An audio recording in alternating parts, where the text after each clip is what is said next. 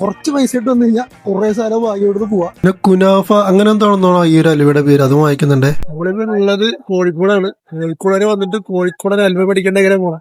അത് കാരണം നമ്മൾ മിഠായി തെരുവിലോട്ടൊക്കെ പോയിക്കൊണ്ടിരിക്കുന്നത്.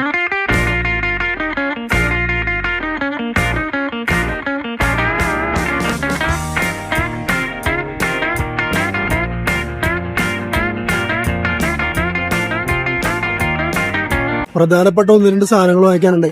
400 രൂപക്കൊക്കെ നല്ല ജീൻസ് കിട്ടും കേട്ടോ ഇവിടെ. മിഠായി തെരുവിങ്ങനെ തീർത്ത് കിടക്കണ കേട്ടാ, കുറച്ചുണ്ട് കാണാനായിട്ട്.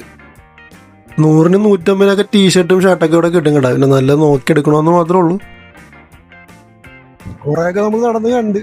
ഇനി നമുക്ക് അലുവ മേടിക്കണം. കാരണം നമുക്ക് സമയമില്ല. ഏകദേശം ഒരു 4 മണി. എത്ര മണിക്ക് നമ്മൾ 4 മണിക്കാണ് ട്രെയിനുള്ളത്. 4 മണിയാകുമ്പോൾ ട്രെയിൻ ഉണ്ട്. അപ്പോൾ നമുക്ക് ആ സമയത്തോടെ എത്തണം. ഇപ്പോൾ ഏകദേശം 3:15 കഴിഞ്ഞിട്ടുണ്ട്. കുറച്ച് പൈസ ഇട്ട് വന്നു കഴിഞ്ഞാൽ കുറേ സ്ഥലം വാങ്ങിയോട് പോവാം. ഇവിടെ ഫുള്ള് കടകാലിയാക്കലാണ്. ഉള്ളതാണെന്ന് പറയാനല്ല, നിങ്ങൾ ഇങ്ങോട്ട് കയറിയിട്ട് ഇപ്പം 3-4 കടയെങ്കിലും കണ്ടിട്ടുണ്ട് കടകാലിയാക്കലാണ് പറഞ്ഞിട്ട്. അങ്ങനെ നമ്മൾ അലുവക്കടയിൽ എത്തിയിട്ടുണ്ട്.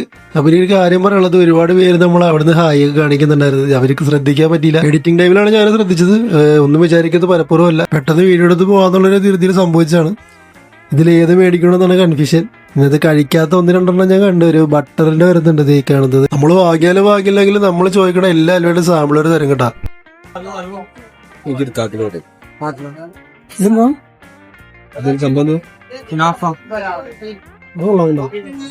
ബട്ടർ അലുവ നമ്മൾ സാമ്പിൾ കഴിച്ചു നോക്കി, എന്തായാലും നല്ല ടേസ്റ്റ് ഉണ്ട്. അപ്പൊ ഇത് എന്തായാലും വാങ്ങിക്കുന്നുണ്ട്.